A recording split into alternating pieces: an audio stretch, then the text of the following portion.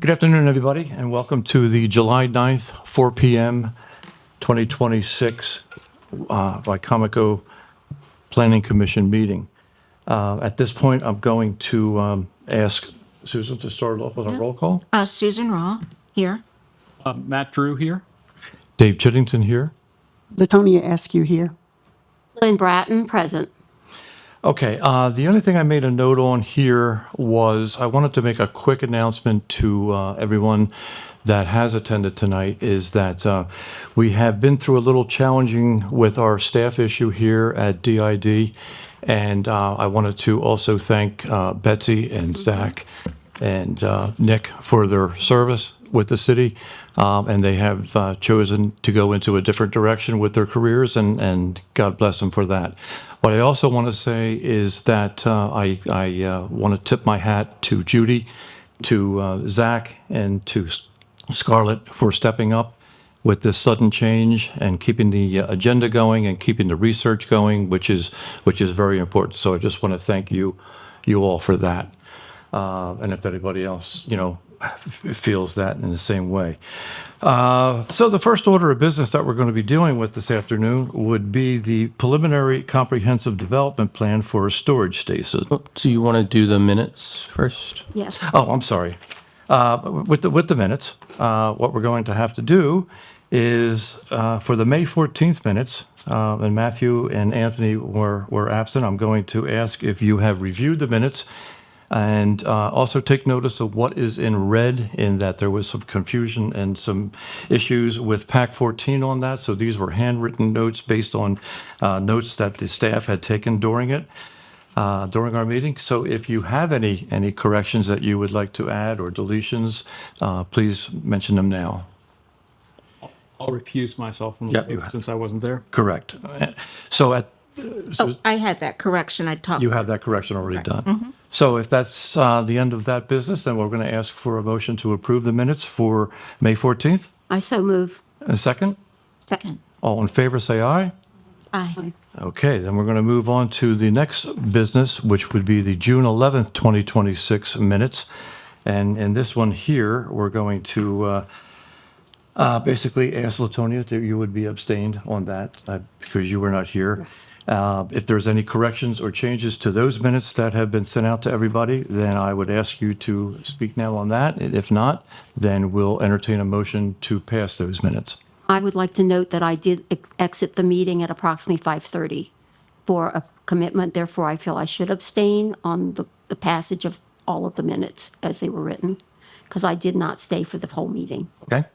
And that probably ought to be noted somewhere that I left at 5:30. Very good.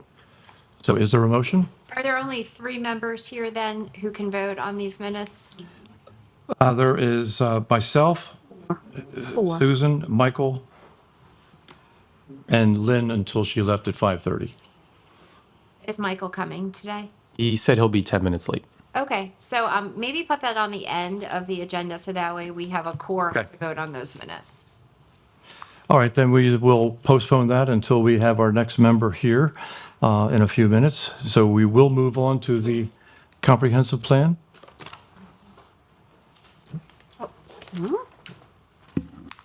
Is a development plan? Okay.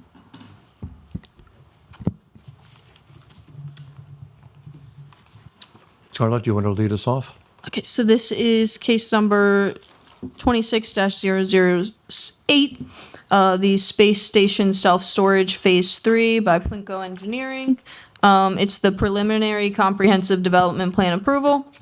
The location is 196 Bigland Park Drive. It's in the PDD number 1, Robertson Farm.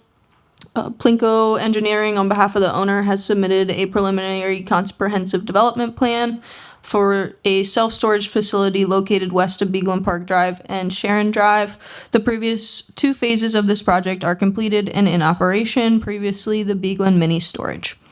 The applicant is proposing to develop a self-storage facility on Bigland Park Drive.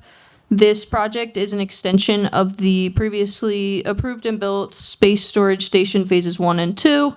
The applicant is proposing an additional indoor-outdoor accessible storage units with no office space or bathrooms. There were no previous approvals for the property. For parking, the storage station will include 4 new parking spaces. The site will also include future access to the neighbor to the west and access to the neighbor to the north of the development. Trash will be collected privately. The density is the total number of lots within the planned development district number 1, Robertson Farm, shall not exceed the approved 30 lots. The code requirements for lot size and setbacks are front 20 feet, side yard 10 feet, and rear 15. For open space, there is 34.09% of open space provided on the site. There has not been a sign plan submitted. A landscaping plan was included in attachment 2, sheet 4. Beekman Park Drive will be lined with trees in accordance with the PDD number 1 site plan. The plans show 5 different types of trees, as well as 1 shrub. And then for the development schedule, the construction is expected to begin once all approvals have been granted and applicable permits issued. The applicant is planning on 6 months of site preparation and infrastructure work and 3 months of construction for all 3 storage buildings. A community impact statement was provided in attachment 1, as well as the statement of intent to proceed and financial capability was provided. Fire service, it's subject to further review by the Salisbury Fire Department. Stormwater management plan is yet to be submitted for review by the Salisbury Department of Infrastructure and Development. And forest conservation program, no further forest conservation review is required for the build out of this phase of the project. The development of lots 4 and 30 was satisfied with the plan number 2006-46. For transportation, streets, and pedestrians, a traffic study was provided in the concept development plan report. And the site will generate few trips and have minimal impact to the existing streets, but it's still subject to further review by the Department of Infrastructure and Development, State Highway Administration, and Wicomico County Department of Public Works. And then the staff recommendation is that the staff recommends approval of the preliminary comprehensive development plan for the space station self-storage phase 3 with the following conditions.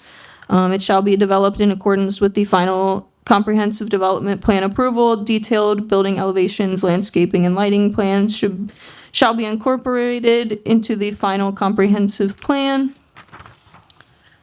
And to provide a sign plan to the Department of Infrastructure and Development prior to any sign installation. Submit a stormwater management plan. Delvin? Yeah, thank you very much. That was great. They always do such an amazing job with that. It's good to see you guys again. I'm happy to be in front of you working on another project here in Salisbury. Our project, she touched on the stormwater facet. Yes, we will be moving forward to the concept stormwater after the preliminary comprehensive development plan. We are going to be utilizing the stormwater pond that was from the original phases as they were over-designed. We are in talks of having a small microbio in the back of the property, as you can see on the plan.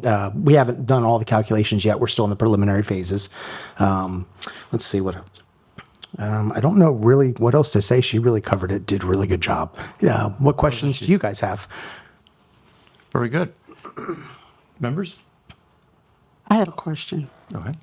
I noticed that the plan refers to future access for the western property, but access for the northern property. Is there a difference between the two connections?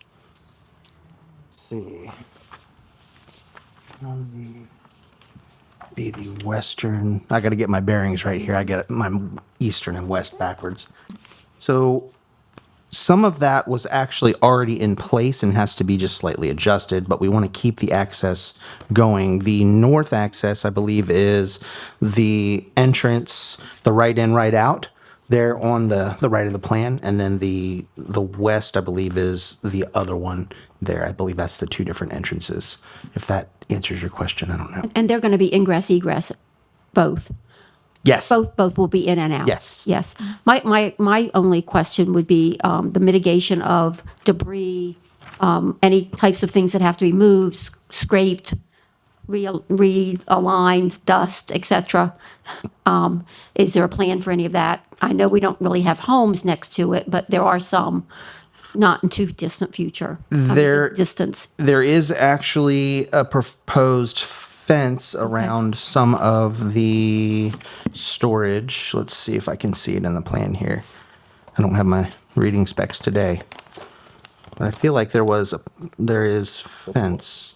Go ahead, Walt. No, you say filter cloth? Yeah. Oh, the filter cloth during construction. Yes, that's yeah. what I'm talking about. Oh, you're talking about during construction. During construction. Oh, yeah. We have The filter fence, cloths, the filter cloth. the 6-foot fence or something to Absolutely. keep everybody away and damage, et cetera, from the neighbors. Good.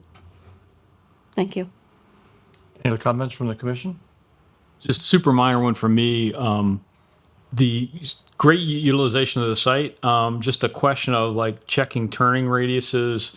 It looks like it works for cars for me, but if you have a longer wheelbase, like a U-Haul truck or something like that, it just might be good to verify. Because some of these sharp hairpin turns coming out, they're probably going to work fine as long as there's no through road on the south side. But once the next development happens and then there's a queuing of traffic, you could have a traffic issue there. So just yeah. to look at. And you're at the early stages now, so it's Yeah, time so to do that. now what we end up doing is, at this point, we would take it back to the drawing board a little bit and check our turning radiuses with turning templates and things like that. That is a good concern, but yeah, absolutely, that's something we always want to be sure of. Thank you. And I did stop at the site, and the fence was actually open, so I was able to go in, which is great. And unless there is another U-Haul there unloading, and then I have a U-Haul unloading, that would be an issue between the two drivers. But Matthew has an excellent point, so you'll take a look at that. Oh, yeah. Susan, do you have anything? I'm good. Okay, so with the information that was given by the staff and the recommendation with the following conditions of 1 through 4 to be fulfilled, do I have a motion to approve this application? So moved. I'll second. All in favor, say aye. Aye. Any opposed? Okay, motion passes. Thank you. Thank you. Thank you very much. Thanks for having us today. Looks good.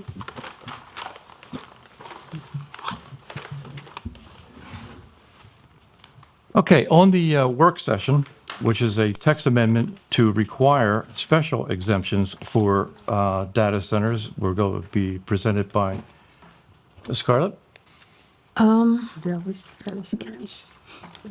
So the planning staff is recommending a text amendment to the City of Salisbury zoning code, specifically the following chapters and sections. Chapter 17.0420, definitions.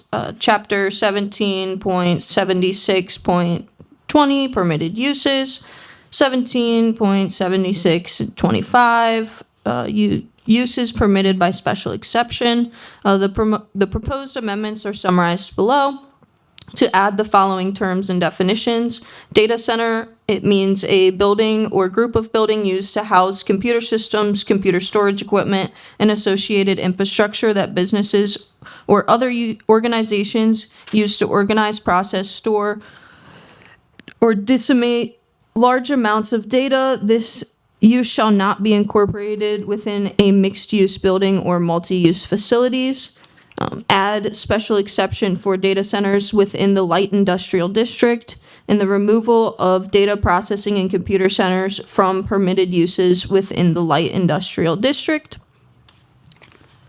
The staff of the Department of Infrastructure and Development for the City of Salisbury recommend the amendments to the zoning code with regards to data centers, specifically sections 17.4 definitions and 1776 the light industrial district. Last month, the Planning Commission reached a consensus to add data centers as a special exception within the light industrial district. This special exception will be created as a placeholder, as our current code is outdated and inherently permits data centers within the light industrial district and the general commercial district. The inclusion of data centers as a special exception will help limit the creation of this potentially hazardous use within the light industrial district and general commercial districts, as there are sensitive uses and residents in and adjacent to these districts. The amendment will offer the staff and commission more time to research and discuss this topic before we can reach a compromise on development standards. The staff has changed the definition that was proposed last month to be consistent with the state's definition of data centers. I also wanted to, I feel like when we were talking last month, I feel like a lot of it got brought up about how data centers and server rooms may be the same thing, and that's why I included the research of how they're pretty different. And server rooms are allowed; they're for one organization rather than a mass of multiple different people, organizations, and all different things. That's all. Okay, well, thank you very much. So as you had just heard Scarlett mention that during the June 11th meeting, this text amendment came into light and went out to the agenda for everyone to read. And what this commission has decided this year is that we were going to be able to bring this open to the public so that they could speak about this issue, which we could gather more information from the public, and then the commission members made their comments, and of course, staff would take that and still put that into basically the next step. In this particular case, the next step is still continuing on. There is nothing that we are moving forward on. We are still gathering information on this. So at that point, you had the opportunity to come June 11th. You also had the opportunity to read the minutes that were posted about those comments that were made.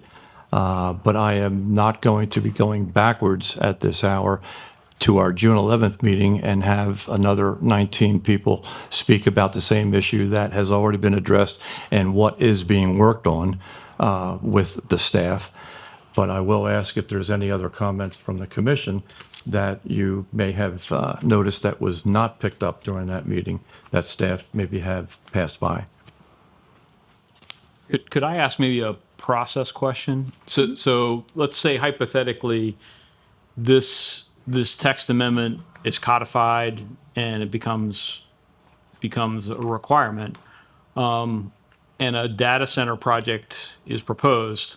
What is the process for that developer to then submit a set of plans, and do they come to the planning commission and we review them, and then they go to the Board of Appeals for the special exception? Or what does that flow chart look like?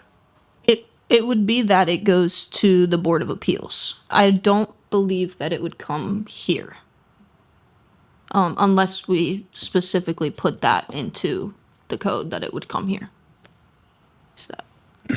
So it's basically she's saying that special exceptions are approved by the Board of Appeals. Is that right, That's correct. Madam Chair, lawyer person? And then what? The way that this is drafted is Yeah. it would go to the Board of Appeals It would not come back before a planning commission. And then unless some other part of the development as a whole required it to. But the use of it would not come here. okay. And then what would the grounds of their approval be? There are sections, there's a section in the code that deals with special exceptions. And so I think that they would apply those factors to this. But there would, similar to this board, there's a staff report that gets done. Okay. And they can kind of walk through those factors at that time.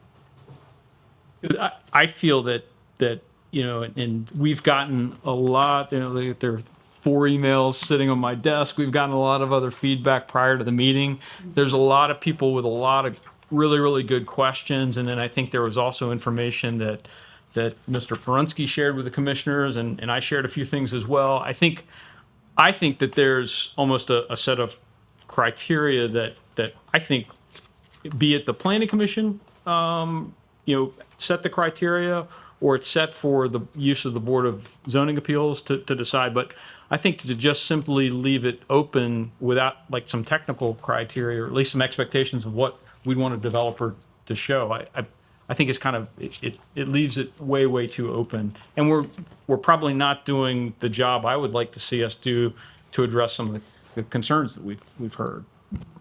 I have to concur, but I think Mr. Peronsky had his mouth open before I did.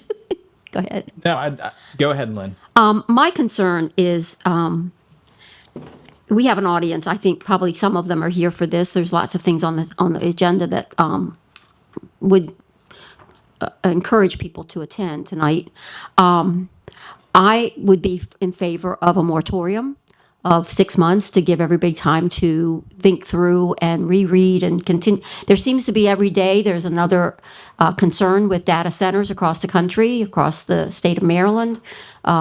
Infrastructure, electricity usage, water usage. Are they able to drill wells? Can they take water from the Paleo Channel? Are they going to be able to just infrastructure into our own water systems? It seems to me that it is a fluid and developing entity that has a lot of implications for the future life that we enjoy in Wicomico and Salisbury, Maryland. So for that reason, I would support at least a minimum of a 6-month delay in a moratorium on all data centers, codified in those terms.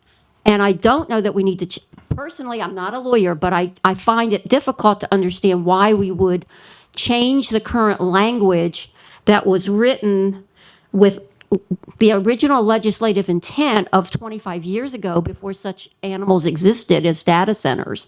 What they were talking about had nothing, they were talking server rooms, like the bank of servers that are in office buildings or schools, or even this back room back here, perhaps.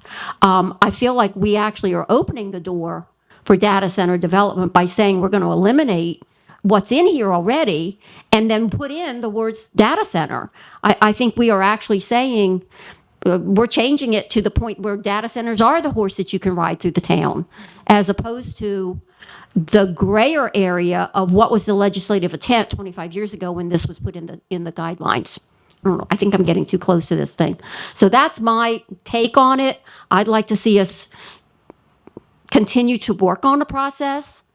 Consensus may have come about at the end of last meeting. I apologize, I didn't get to stay, but I don't know that we had enough data to consensusly build a new ordinance or a new rule change.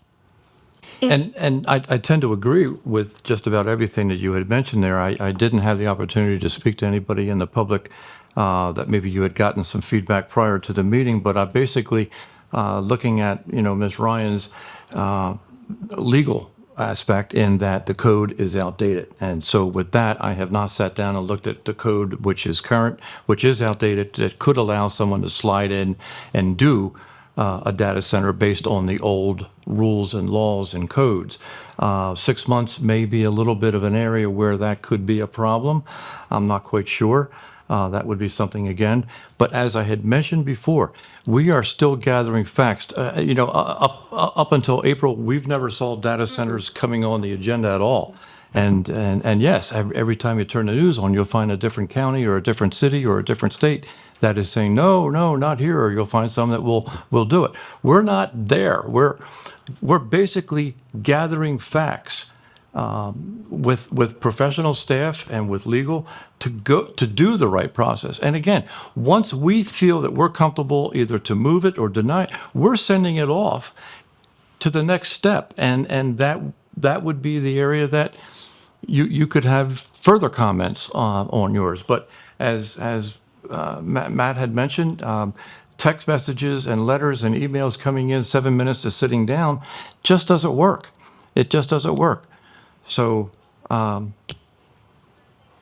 Susan, do you have anything? Last month when we were here, we voted on a consensus for more research. Changing the definition and clarifying it, to me, is not the research that we are looking for.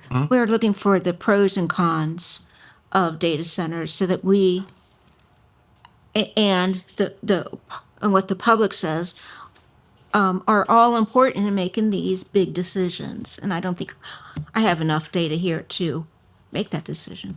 Right. As far as a consensus to move forward. Exactly, right. Because where we were on June 11th and where we are on July 9th, I think is almost night and day, and we're going in a good direction. We're not there, and I'm sorry, but we're just not there. We're trying to get a consensus to continue this conversation so that we can make an intelligent decision to the next level that this is going to. So do I have a consensus amongst the commission to continue to move this forward No. in our fact-finding research? When you say move, excuse me. That staff would need is, The concern that staff brought last month was we have these terms in our code that 25 years ago meant something different than they mean now.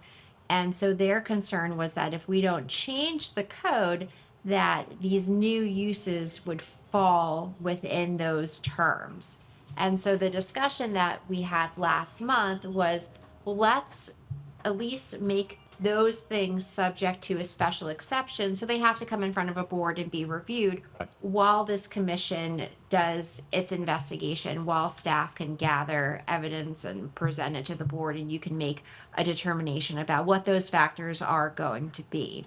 And so I think staff would need the direction of whether or not you still want to take the terms that are already in the code, if you want to make those subject to a special exception for the time being while you do a thorough job in determining what the long-term solution is, or whether or not you just want to strike them all together from the code while that investigation is happening. So Laura, are you saying that it's in your professional opinion that the terms that we currently have in the code, although written in 25 years ago when data centers were not a thing, allow a data center to be built? It's an argument that I could see being made. Now, whether or not we've not been able to find anything directly on point where those terms meet today's data center definition, but it's an argument that we could see happening. And in order to prevent that from happening, and in order to just make sure that everyone's on the same page, that the code is not ambiguous, staff's proposal was, well, let's define it and let's put some procedures in right now for how we're going to handle it, and then come up with a long-term plan. But what I'm seeing is that if we change the terms to say data center in the code, then we are changing it and we're taking away ambiguity. And we basically are saying, if you want to do a data center, then you have to get a special exception.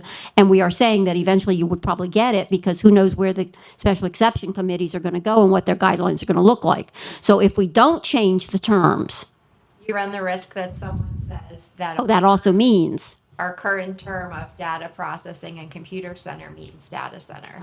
therefore, can we define what our term for that means?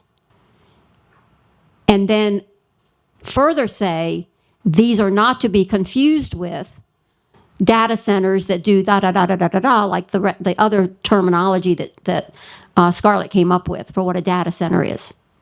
I could explore with staff adding in a definition for what we have now that makes it clear that it's not a data center.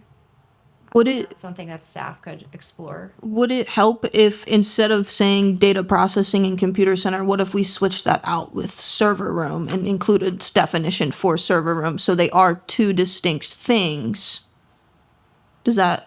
So we have definitions for both, because right now this is interpreted as, oh, we can put a data center within the light industrial, and any uses that are within the light industrial are also within general commercial. So that means that it can also be located within the general commercial at the current moment. So I'm just looking at the chapter 17.76 overall. And I want to just start at the purpose of what the light industrial district is. And it does specifically say uses are limited to those which do not create adverse external noise, vibration, smoke, dust, lint, odor, heat, or glare. Uses which are explosive, toxic, otherwise hazardous may be permitted by ordinance permit. So, we're talking about using the special exception, but the purpose specifically says uses which are explosive, battery, energy, storage systems, toxic, or otherwise hazardous may be permitted by ordinance permit. So I feel like overall we're using the wrong mechanism from the start, because I feel like if we're going to do this by special exception, the purpose of this, the preamble to this chapter in our code says that something that a data center, a facility that you could characterize as a data center would be, we are already saying that it should be required. We should use the ordinance permit to allow that. But then we look at, other things in the code that I think could protect us, which are like the development standards section, which is just further down. I mean, I think we have a lot of work to do in terms of not just defining the various things that have already been discussed in the past couple minutes, but we have a development standards. Matt asked about process earlier. I think even before the process starts at a local level, they have to register with the state. So we can at least kind of see what is on the radar, because a data center project has to register now by law with the state of Maryland. So we are seeing that, at least, that is beginning.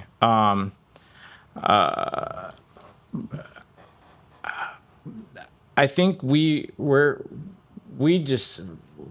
what we're saying now, correct me if I'm wrong, we're saying that by right, that the code permits data centers by right currently. If you construe our current terminology, which Yeah. is not defined, and that's the position that staff has taken. So I think what I'm hearing is last month there was a discussion about building in a special exception kind of as the safety net.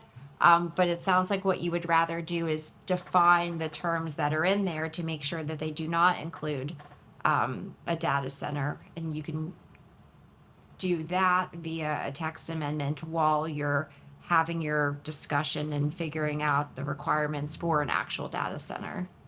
And at the same time, in some way, moving forward with a statement that clearly states, at least in my opinion, that data centers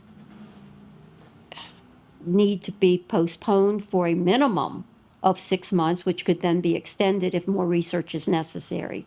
Well, if you change the definition that's in there now to specifically say that it does not include what we know as the current data centers, then they wouldn't be allowed. So you wouldn't have to put a time frame on it. So in what way would a data center ever be allowed? Are there other clauses in our rule books, in any of our building codes where they could theoretically be built? This was the one section of the code that staff thought would allow them to be built.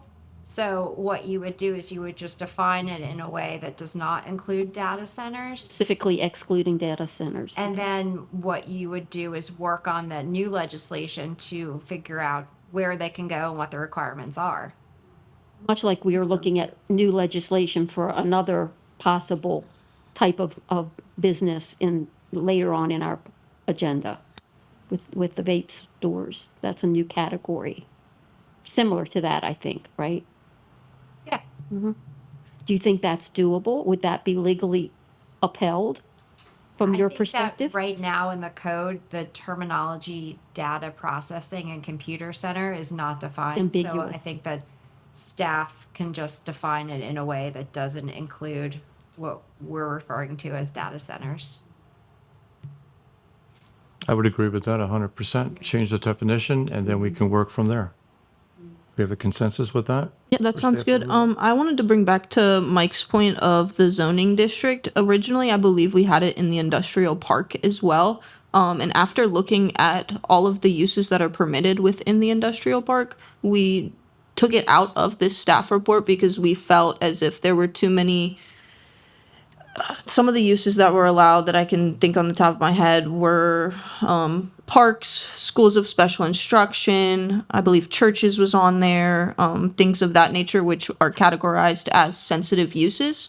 So we excluded that one entirely, and we've kept it in just the light industrial because a lot of the light industrial is our true industrial district, if that makes sense for everyone. But yes, I think we have a good consensus. I'll work on a definition for data processing and computer center. Do we need to put that in formal terms? Do we need to make a motion? Yeah, No. Okay. no. And then I do want to go back to the idea of us having this under a special, we're going to eliminate the special exception altogether.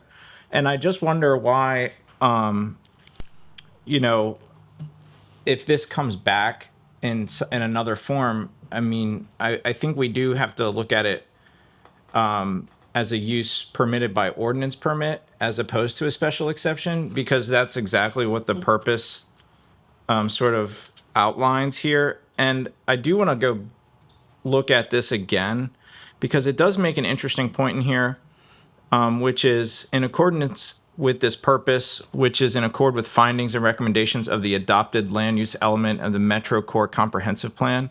So I think, just as a reminder to the chair and to the rest of the committee, as we review the comprehensive plan before it reaches the stage where it's adopted, formally adopted, I think we should take a look at that again.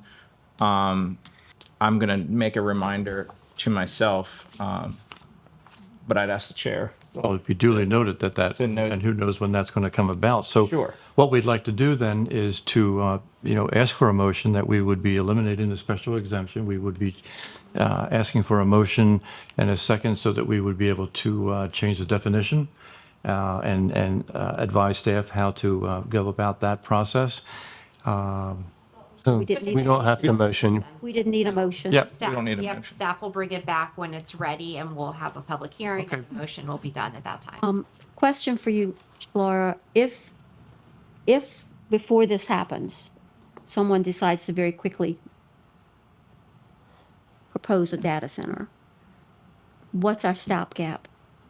Is there a workaround for the community while we're in the process of getting what you just said done? Yeah, that might be a better question for staff, because I don't know if realistically that could happen with the logistics of what they need to go through and file with staff. Things seem to be moving very quickly in the world of data centers. That's why it's not a clear-cut definition. We're just trying to make it clearer in our code of whether or not it's permitted. I don't see any downsides to doing that. I was just going to say a lot of these things that we do is very based on our interpretation of the code. So I don't know if we would interpret that version of, or that in the code as being a data center. I don't know if somebody could just slip in and build a data center just solely based on that definition. So I don't see that happening, but This will be back to us within the month. This will be back on the agenda for August. sure. I don't do the agenda. Yeah. And after that, what are the next steps that it has to go through to become? It's a text amendment, so if it gets advertised and drafted and on the agenda for next month, we'd have a public hearing. You would make a recommendation, and then it would go to council to get approved. October? Okay. Very good. So is that what we're doing though? Do you not want to have another work session to specify the exact terms and the definition that she's going to change, or do you want to go straight to the public hearing? For me, I have the same air of urgency concern that I hear from Lynn, but at the same time, this is a new concept we haven't even seen yet. So I feel like we should, I know it will take one more cycle, but I think we should have another work session. One more month. Yes. One more text. Yeah. for I agree. August. I can live with that. So we have a consensus with all that? I think it'll. Everybody's nodding? All in favor? Yes. Okay, I think staff has their instructions. And again, as you can see, folks, we're trying to do the right thing here. We're trying to do something with the code the way it's currently written in the definition, is to not allow somebody to sneak in here in October to do an application and then to fight it in court. So we're going to gather all of our information through legal and staff, and we're going to make the right decision. We live here too. So I think that we're going to do the best we can. And then we'll have, as we said, a public hearing. We'll have another open to the public for that. And then I think that would be sometime in December. Mr. Chair, is there, and staff, maybe you can answer this, is there is there a need for sort of a small working group, either among the commission members with staff, or maybe within city leadership, to sort of identify all of the variables that we need to consider to get this thing right? If you read the white paper from Loudoun County, it sort of lays out a roadmap of how it could go both poorly and how it could go well. What we do in the city is uniquely positioned because we have the water resources here in particular and the transmission. But the county is also developing their own water plan. I feel like there needs to be some sort of coordination there. I don't know what your role is in that discussion, or if that discussion's happening with, Are you talking about some kind of like committee or something to flesh out all the issues regarding data centers, or? just some understanding. I mean, there could be, Wicomico County could be making plans right now to allow it adjacent to the city. I don't know how, we don't know. I don't know personally. I mean, I haven't really been in any conversations about it. As far as data centers, this is really all I've been involved with. And even obviously, this is mostly Scarlet. our discussion in this room only pertains to the city of Salisbury. Nothing we do really. I mean, everything that we do in the city obviously has some impact on county residents in some way or form, but, and I think vice versa. But are we working together with them on trying to figure this thing out? I know it was on their county council agenda. It was, and I listened to the comments and the of Maryland Association of Counties folks give their feedback, and I think, I don't know if this is the right forum for those conversations, but I feel like we should work to better understand this, as opposed to, like, we're all working individually to understand these issues, but Like a subcommittee? it doesn't always come out, everything that we digest or everything we bring to the table, like, we try to do some sharing, but we're not necessarily having conversations about it. We can't by law. Yeah. So I know we can't have 4 of the planning commission members serve on a committee because that would violate the Open Meetings Act. But, 1 or 2 of us could. Sounds like you're suggesting a task force, committee level, to work with city administration, possibly a representative from county, and our planning people to at least identify the impacts and the expectations going forward. Is that sort of what you're thinking? I mean, that's sort of what I'm thinking, because I think we need people that are both familiar with the city code Yeah. and the county code involved in that. And I don't know. I would love to see coordination. I don't know how often that happens among the city and county planning department, but I'm sure it does on a number of issues. But one time we were all one Sure. committee too, so, 100%. yeah. So again, this is one of those things where, like, this is an issue that will impact both, it's going to impact everybody. So, just putting it out there. No, It's certainly something we can try to facilitate from our end. So we can try to get in touch with whoever we need to get in touch with to start that process. I don't know who that would be at this point. I don't know either. I mean, it's a conversation with administration, But I think it should involve, our, basically all of our public utilities, and, experts that live in our community, like my business partner's father-in-law, who worked on all the wastewater stuff here. There's people here that can actually add a lot of, local knowledge, and then we can learn from other municipalities that have done this. we've had similar committees like that. We had one for litter around town, and it involved people in the county, in the city. It was at the mayor's office. The mayor was involved. So we've had similar things for different topics. So I think that's something that could happen for sure. And I may be wrong, the term ad hoc committee might be a better term, because a task force just kind of is something that's a committee already formed. I'm thinking my brain. But ad hoc would be a particular issue. And right now, our particular issue of concern would be data center development. And you would make recommendations, and when we come up with an answer, that committee is disbanded because they no longer have a purpose. So maybe that was the term I had to look it up. Maybe I just had the wrong term. And how many members of the commission could be on this subcommittee Two legally? And have a quorum, yeah. or three. So 3. Can I add a comment? Yes. Yes, Judy Coons, acting director of the DID. I just wanted to give you information that the city and counties,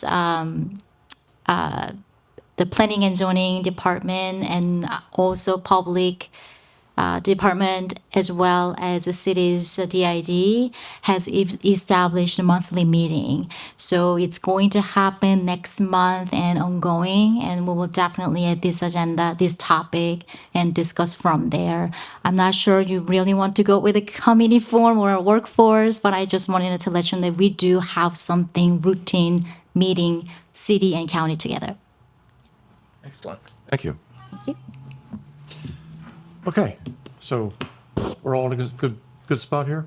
We had, staff is pretty much up to, so we're going to move on to the next spot, but before we do, Michael, you, in your absence, we're trying to get the June 11th minutes passed. We didn't have you here for that. So again, we're asking for a motion to approve the June 11th, 2026 minutes as written, unless there's any changes or additions. John, I'm sorry, the correction was for the June 11th meeting, so that matters. And then my correction was that I dismissed myself at 5:30. So I was going to recuse from voting. Right. So On all the in minutes. favor of that? For the June 11th meetings? As written and with the corrections? Say aye? Or motion? Motion for approval? Second? I'll second. All in favor, say aye? Aye. Aye. Okay, June 11th minutes are passed. All right, we're moving on to our next segment of the work session, which is a text amendment to allow the accessory dwelling units as required by HB 1466, Maryland law, really.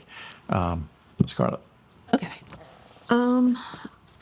The staff is recommending a state mandated text amendment to the City of Salisbury zoning code, specifically the following chapters and sections to comply with House Bill 1466.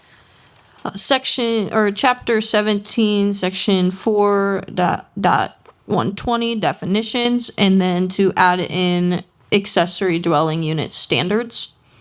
The proposed amendments are summarized below. Replace accessory apartment definition with accessory dwelling unit, ADU, and its definition as defined by the state. Remove accessory apartment as a use in chapter 17.164, and add development standards for accessory dwelling units.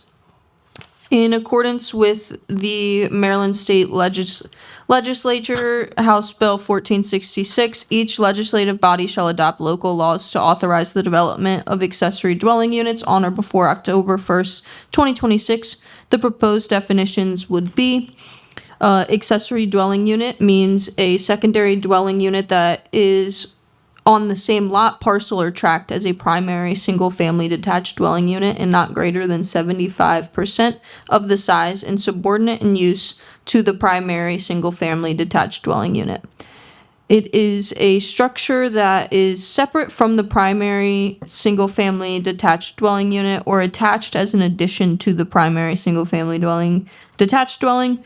It is a single unit providing complete living facilities for at least one individual, including at minimum provisions for sanitation, cooking, cleaning, eating, and sleeping. A dwelling unit by this definition does not include a unit in a multifamily residential building. And then our analysis is the proposed text amendments would comply with the state definition for accessory dwelling units, ADUs. The Maryland Department of Planning has provided model ordinances and assessment tools to help guide local governments to implement this legislation. MDP notes that locally adopted ordinance cannot be more restrictive than Subtitle 5 of the Maryland, or the land use article. It is the policy of the state of Maryland to promote and encourage the developments of ADUs on land with single-family detached dwellings. And here's some of the requirements based off what the state has given us and then what we talked about last month. An accessory dwelling unit is permitted on any lot with an existing single-family detached dwelling unit, provided it meets all other standards for accessory structures. An accessory dwelling unit is exempt from the calculation of density for the lot, parcel, or tract upon which it is located. The ADU Act prohibits local legislative bodies from establishing setback requirements that exceed existing accessory structure setback requirements. The maximum size of an ADU is limited to 75% of the primary dwelling unit. Local laws must authorize detached and detached ADUs. Local laws must authorize ADUs that provide complete living facilities for at least one person at minimum sanitation, cooking, eating, and sleeping. And then House Bill 1466 states that if parking is a requirement, a parking study will be required. The bill does not define what a parking study will entail, but it does require any off-street parking requirements for ADUs to consider the following factors: the cost to construct, whether sufficient curb area exists along the front line of properties to accommodate it, the increase of impervious surfaces due to the creation of new off-street parking and its relation to stormwater management, variability in parking due to the size of the ADU's lots. And that's all.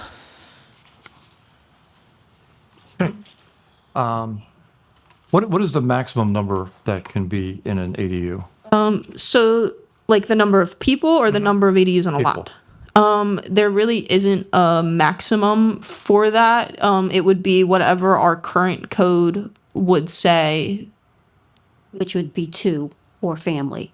Two unrelated people or family is what is allowed in dwelling units and/or apartments in the city of Salisbury, unless they were exempted many years ago into the four. Only in certain districts. There are other districts where that 2 cap does not apply. So then it would be, depending on where your single-family home is located in Salisbury and which district it's in. Is that what I'm hearing? It's just subject to the normal occupancy and residency requirements that are throughout the city. And sometimes they do vary between zoning district.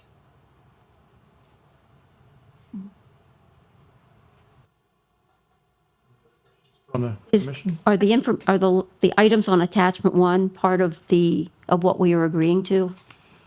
Yes. Those I wrote up based off of a lot of what we talked about last month. So are they incorporated in what we are looking at approving? Yes. Yes? I have a couple comments then. I know there was a comment last time about ambiguity about the idea of 75% of the size, and wonder if we should be more specific and say it's 75% of the floor area or something measurable. What says above grade living area, can that be So specified a little more detailed? That's what SDAT has. That's what we use in our office typically is SDAT. And so that is the exact term that they have on their website is why I included it. So when we say size, that's what we mean. Yes. Okay. That would not include garage or basement. Basement, right. Okay. And the other thing was we talked about a short-term rentals and having a 30-day limitation. Is that going to appear here, or would that be reflected in something else that we would include in a text amendment? I will need to look into that a little bit more. The two things that the one is owner occupied, along with what you said, were the two things that we're not 100% sure about at this current moment. And I kind of wanted to reach consensus a little bit more here. And I'll look further into that. Okay. Yeah, the issue here is that you could have a neighborhood where it's split 50-50 between homeowners and homes that are being rented, and I can tell you, I mean, I live in a neighborhood where more and more homes are no longer owner occupied, and you could, in a sense, see the density of that neighborhood change drastically in 18 months. So I really think we should. I'm going to encourage us to require that the owner occupy the primary residence. Oh, not just either. Or either residence. Oh. Yeah, either the lot owner Must live on the property. must live on the property. I don't care which house you live in. I agree with that. I agree with that. Yeah, I do absolutely. too. I do too. Absolutely. Is there any discussion, again, I apologize for having left early last time, but it was a requirement. Is there any discussion on utility hookups?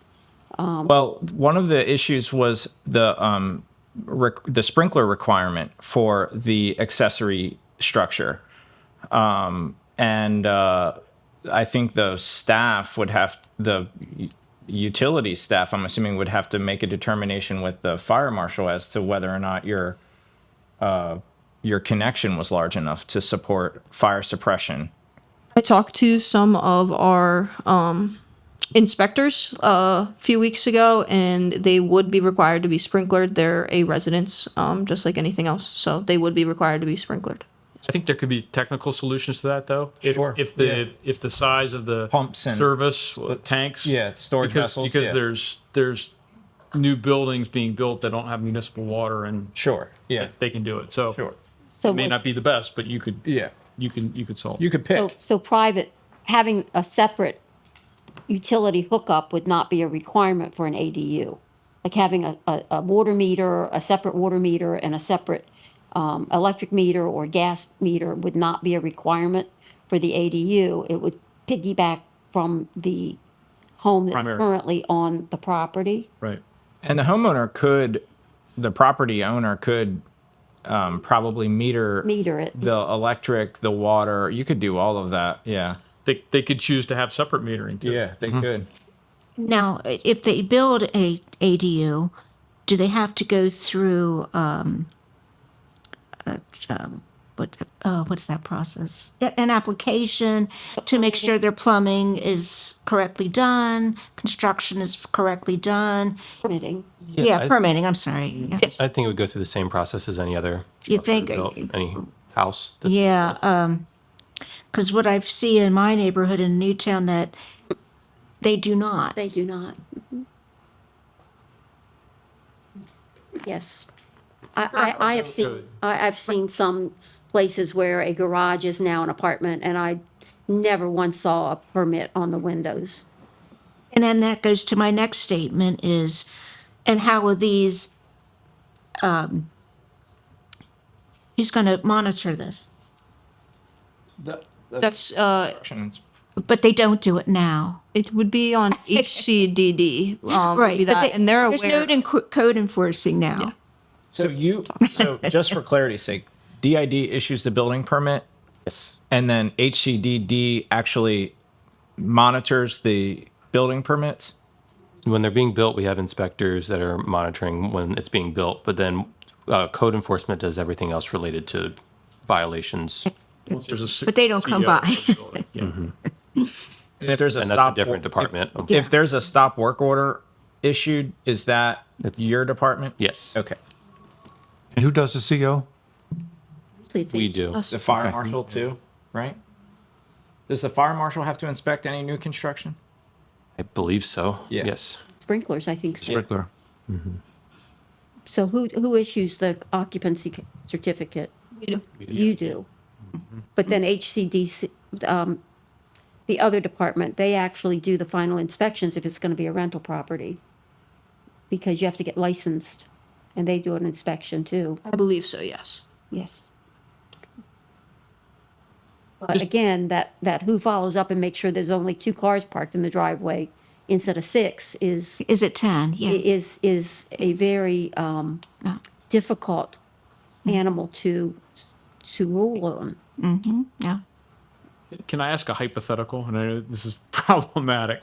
So the accessory setback is usually much less than the primary building. If I recall correctly, it could be as little as 5 feet for a shed or something like I that. believe it is 5 feet. So we could have cases where, like, let's say we had an existing building that's 15 feet on the other side of a property line existing, and then an ADU is built 5 feet, so it could be less than 30 feet. So usually the guideline is if you're less than 30 feet by building code, one of those walls would have to be fire rated. So I would almost see a case like that where if an ADU is built that close, it's really incumbent on the ADU builder to meet the fire code requirements. It wouldn't cause a problem for the existing homeowner on the other side. That's the theoretical case that I'm asking. So the setback portion of this was defined by the state. We can't change it at all. Understood. Yeah. But yes, it would probably have to be fire rated. Yes. Okay. Okay. Now, speaking of the state, do we have a deadline, don't we? Yes. October 1st? I find these requirements, I find them very vague. And then if you're not going to follow up on it, then what's the use? You know? Yeah. Yeah, so that's my opinion. I would rather see some sort of rules in place than none, because at least that does give us some ability to enforce Proper. the pursuit of happiness and calmness for all other people involved. The state of Maryland has decided that this is the norm for all the properties in the state, Wicomico, Somerset, everywhere. We don't have much arguing there when they've taken away our local jurisdiction over zoning and the use of land. So I think the more we can specify how they should be built with measurable data, the more protections it gives for the current homeowners and others in the neighborhoods.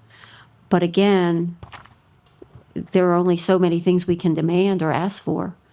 I think having It was someone. vague for a reason. I but- do think having someone with ties to the deed living on the property is probably the biggest one that we have. Because as long as I live in my house and my kids I live in the granny pod and they live in the big house, I think would be better. At least I can yell at them if they start having lewd events occurring. But if both properties were in the hands of non-related, nobody knows who they are, come and go rentals, you're never going to have any kind of management there, ever. That was part of our thinking. I think that's, to me, that number G is absolutely one of the best ones you've got. And the fact that you said it should be based on the grade level area, because otherwise you'd be adding in Yeah. Yeah. the area above the garage and yeah. So ground level means, would that include, like if it's a 2-story house, how does that get calculated? I believe it's all livable floor space. Because it says ground level, I was just wondering, total above ground level, okay, so anything Above ground grade level and level. above, which would be 2-3 stories, whatever. Yes. Okay. For me, I don't know how the other commissioners feel, but I'm comfortable enough. I feel like, with the exception of maybe, confirming the owner occupied language. Which is a great point. And also confirming that we can include language about short-term rentals. I'd be comfortable with going with a public hearing. I would too. moving- Have to. We're on Anyone a else? timeline. I think we have to. Yeah. Okay, so I think we do have a consensus with the changes that we had just discussed to take this to the next level for a public hearing. Can do. And that way we can at least do our part to get this into that Maryland state mandate of October 1st.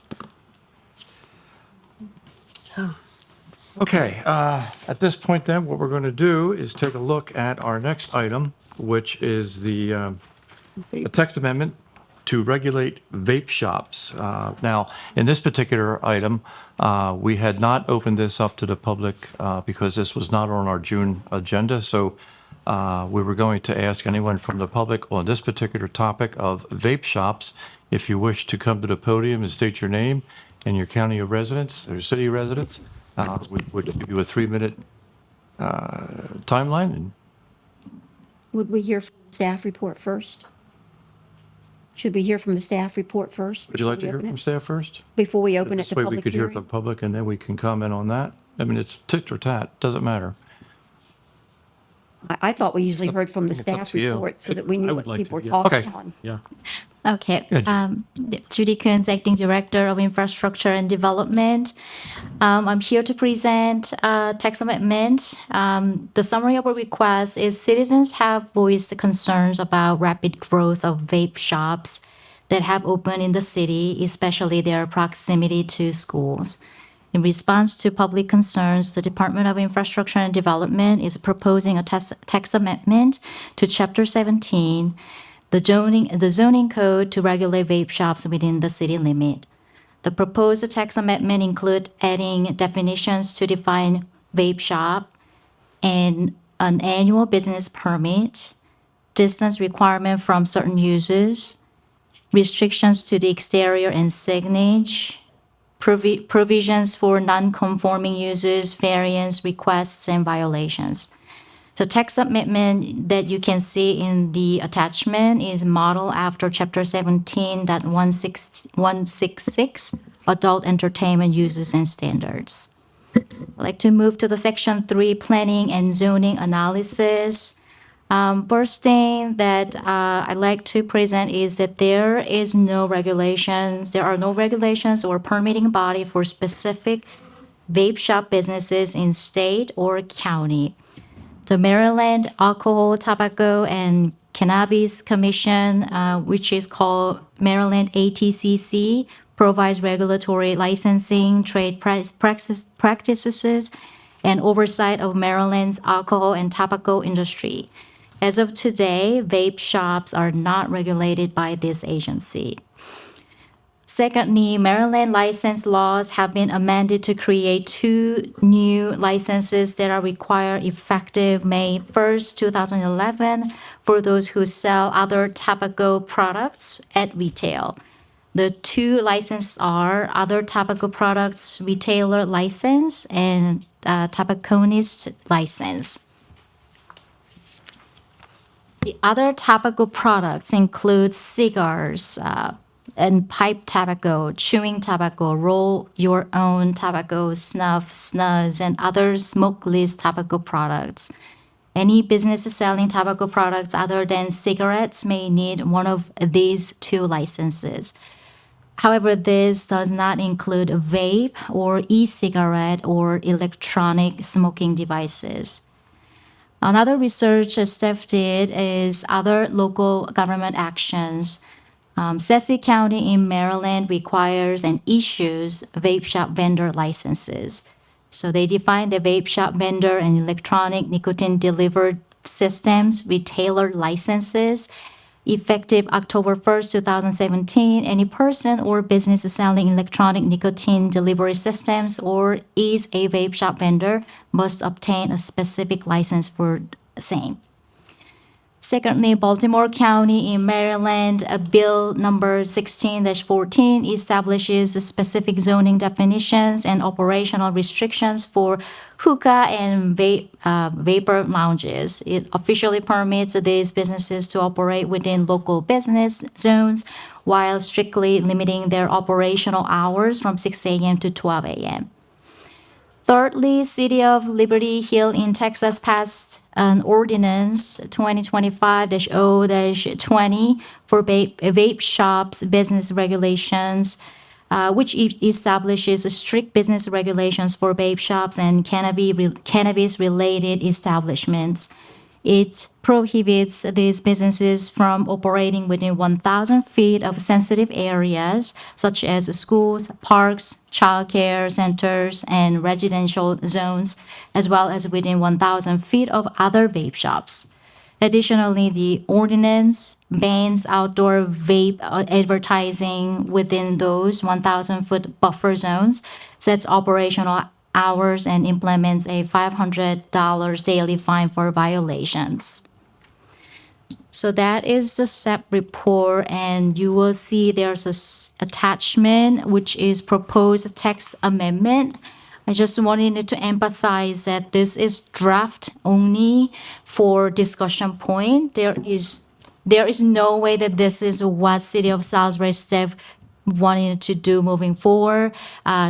Just want to make sure that you read it through. I don't think I'm going to read it through all, but I want to highlight 17.40 location restrictions. There was a discussion about what the distance we should really define. Currently, our cannabis text amendment and code has 500 feet restrictions. That is why we put down as a 5-foot restrictions rather than 1,000. And it restricts 500 feet of a church or place of religious assembly or public or private school, college or university, public park and daycare center or hospital, and residential zoning district, and also another vape shop business. So if you moving along, there is another one that I want to bring up is grandfathering rule. So there's a 17.15 non-conforming uses. I highlighted there that we are just putting there as a language 2 years after effective date of the ordinance from which is section is derived. Basically, we're giving 2 years waiver for existing vape shops, and after 2 years, they have to find new location. This has put it there because of attachment 2. If you take a look list of vape shops that we have as of today within the city corporate limit, according to Google Map, in May 2026, there are total 13 stores that I could research. So you can see the 13 of them, and their attachment 3 shows the map of the list of vape shops that currently exist as of today. We did a rough location study. So if it were to be 500 foot, what's going to be the impact to the existing 13 shops? So 1 out of 13 stores only going to be safe to stay, and all 12 of them has to move. 12 would be in violation Correct. of, okay. Wow. And that's at 500 feet. Correct. If it were 1,000 feet, 13 would. Everything, yeah. Wow. It's a lot. If I may, I would encourage us to exactly mirror the smoke shop ordinance that was passed in Baltimore City. It increases the distance to 700 feet. It includes the sunset period of 2 years. It also it defines smoke shop as any retail business devoting at least 10% of its floor space to tobacco, vaping, or cannabis related products.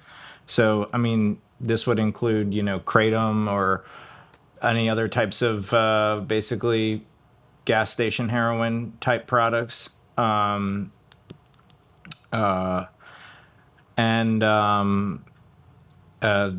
idea is, I think, so that we don't fill up our retail space with vape shops or smoke shops.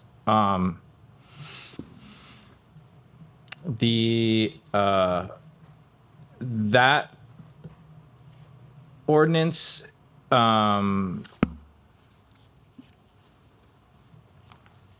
makes smoke shops a conditional use and requires them to be passed by the Board of Appeals.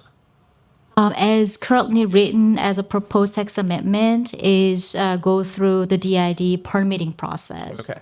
Yeah. Yeah. I had actually saw that, that same presentation from Baltimore City, but I thought it was 750. It is 750, and it also includes lighting restrictions of like Yeah. what you can put in the window, all kinds of. So we actually do have that here. Good, I didn't good, touch good. it. So Yeah. no flashing, shiny lights that attract kids. Right. Basically. How's the 500-foot separation measured? Yeah, there is a language here. So Straight line or basically, something? corner of the building to the corner of the building. Okay. We require licensed surveyor to actually do the, not just the Google map, you do this. So yeah, that's on Now, language. who monitors the shops that are grandfathered? So it'll be right now the DID, but I think we're in the consideration, HCDD, some other department in the city may ended up take it. So that's still in the discussion. Who issues the business license? So interestingly, I found shock too. So city issues a business license, which is occupancy. The certificate of occupancy issues by city and from DID. So, for any retail business license, DID issues a general like retail business license. No, that's not. I'm sorry. That is not the license. Yeah. So we only issue the CO, the certificate of occupancy, but license we do not. I believe the county does issues licenses. When I talk to county, they treat vape shop as just any other retail businesses. Yeah. City, do we have a business department that would issue them? No. There's no city business license to open Apartment. like the ice cream store? They didn't have a business license? We have an arts business culture department. I Yeah. don't know what the extent of issuing licenses they do. I actually don't really know all the. We can all look that at the they city do, fee schedule. but we do have a department devoted to businesses. So Judy, on the page where you have the 13 listed stores or businesses, they're grandfathered, correct? Because I have no idea what year that they were. So they are current vape shops. As how it's written right now as a proposal text amendment, they will be grandfathered and has 2 years to move. And yeah, And then they must get the permit or the license also. correct. Okay. And also we're, as written, we're requiring annual renewal of the permits. So of these 13 units that are buildings that are already out there, how many of them fall within this restricted area of 500 if we change it to 750? I think it's going to be still close to more than 50. Okay. Yeah, we didn't really measure with the 750, so I can't, yeah. And the other thing, the last thing I see is under restrictions, and maybe I'm missing it, I don't see anything about a restaurant or a playground. So park A park. will fall into, I believe, but restaurant definitely not listed here. So this exact text is copy and paste from adult entertainment uses and standards. Yeah.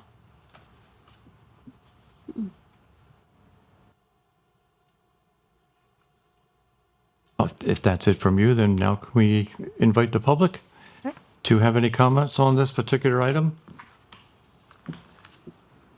Seeing no one from the public, we'll move on to any other further questions for the commission?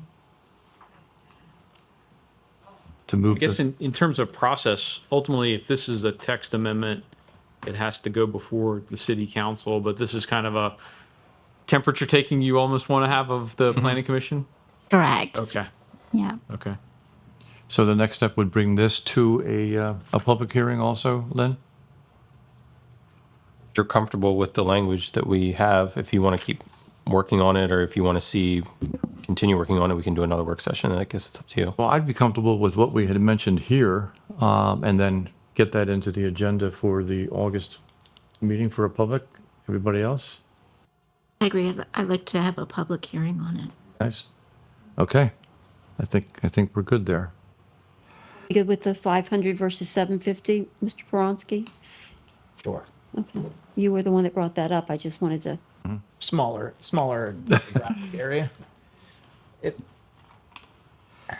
All right, under the topic of number 4 discussion, we have the downtown parking study.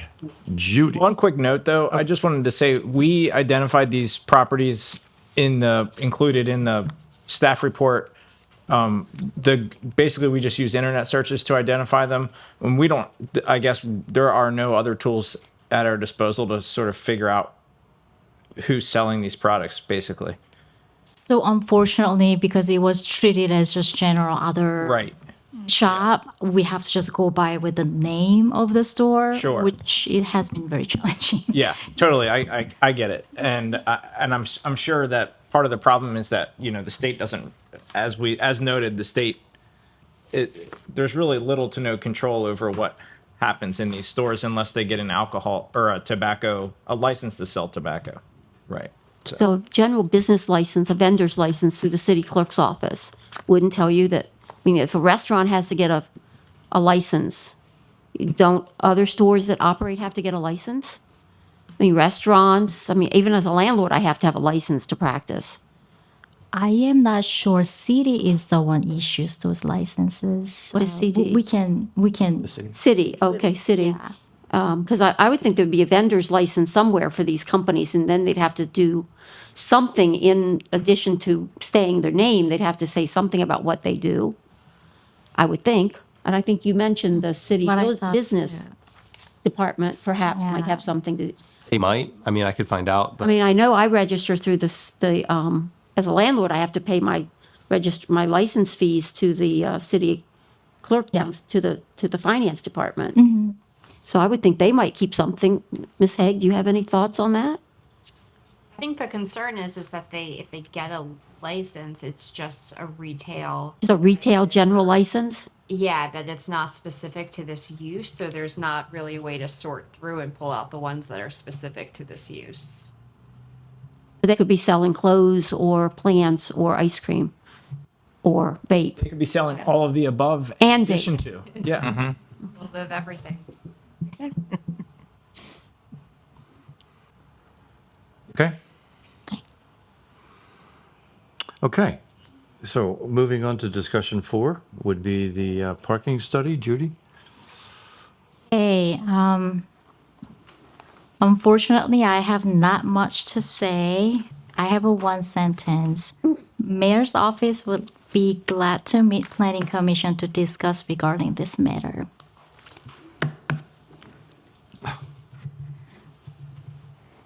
Weren't they here at the last meeting?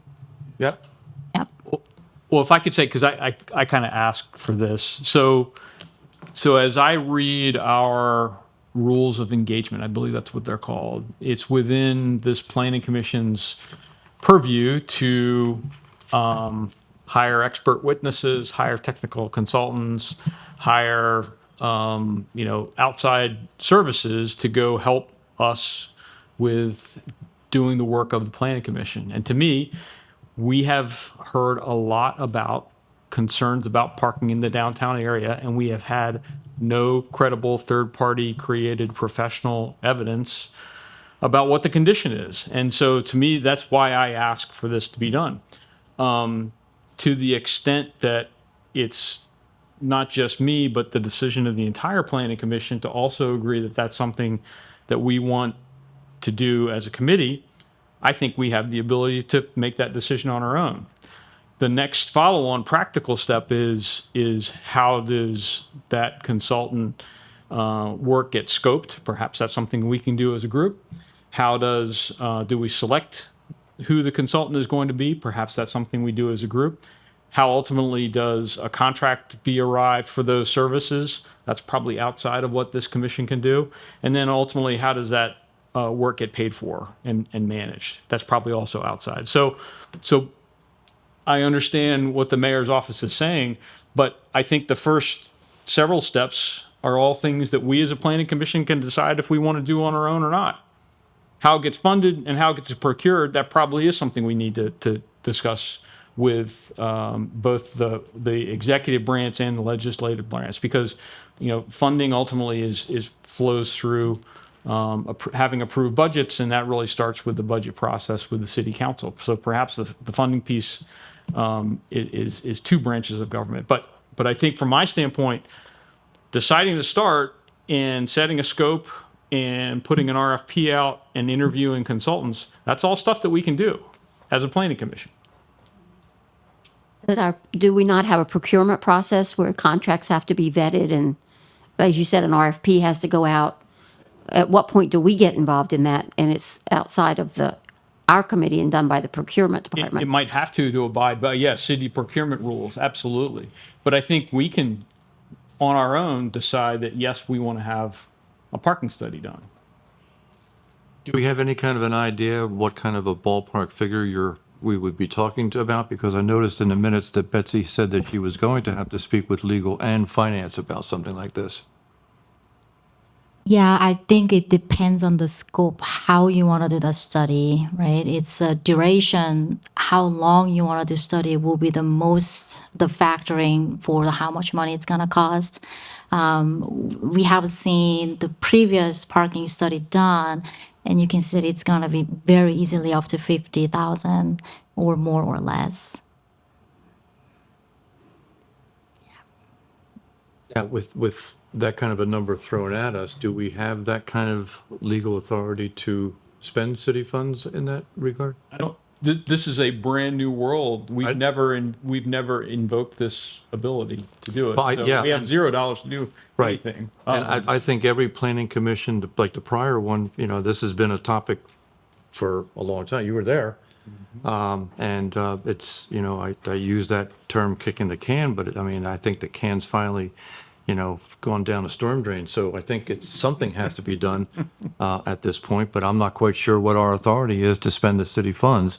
But that would be something that I didn't get an answer from, but unfortunately Betsy had moved on. So I don't know where to go. We had a gentleman here, trying to find his name, was David Layfield. I understand that David was here, He's here. He's here. Oh, right there. hi. He's here in the audience. who was, speaking about this new project that he's, proposing. And, we have a parking garage, and I go to every third Friday, and I can pick my spot except for the first floor. But if I want to walk around a corner, and then the second floor, and then the top is wide open. But then again, I'm there when the college students aren't there, so I'm not quite sure, how much Ross fills up. So I will say that I am at a complete loss as far as parking in the city. I'm not a city boy. I'm only here for 4 years, and so I'm not quite used to it. But I don't know. I'd like to request what staff would like to think about doing with a parking. Situation. Well, let's just understand what our role and responsibility is. In the enabling legislation, it says the Salisbury Planning Commission shall have the powers and duties to conduct planning, zoning, and other activities as authorized and delegated by the provisions of the land use article of the Annotated Code of Maryland.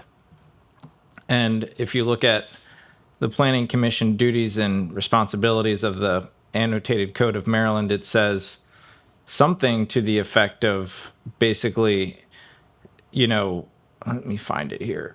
It says the local governing body creates the planning commission and has the authority to specify powers, duties, and functions of the planning commission. The governing body sets the conditions and amounts of expenditures for use by the planning commission, and it also provides the funds, equipment, and accommodations necessary for the work of the planning commission. So if I think we're kind of in a position to say, if we're supposed to be making a recommendation on parking and parking requirements or the lack thereof, we could essentially say we need to complete a study what you're to looking at. be able to make that recommendation. So otherwise, the only set of facts we really have is the printout of the Excel spreadsheet the mayor gave us 2 months ago. Because he gave it to us 2 months ago. And then last month, we really didn't discuss it in detail. And then this month, we got the 1-page response. Or not 1 page, 1 sentence response. Yeah. And again, we don't have a lot to go on with the June meeting because basically it was David and the mayor going back and forth with each other. Do we have like in our rules of order, does it specify anything? Or are we just going off the enabling legislation and state law? Does it specify anything with respect to what?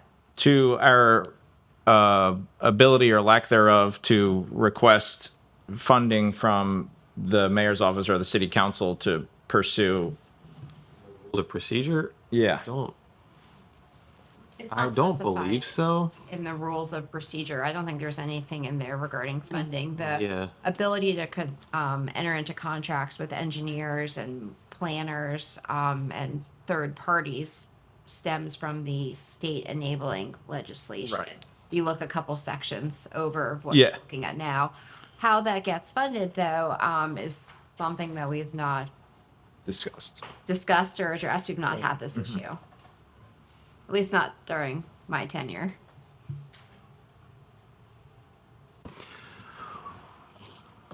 Would it be as simple as to simply say if we would request staff to draft a letter to the mayor requesting an independent parking study and see what the response would come back as?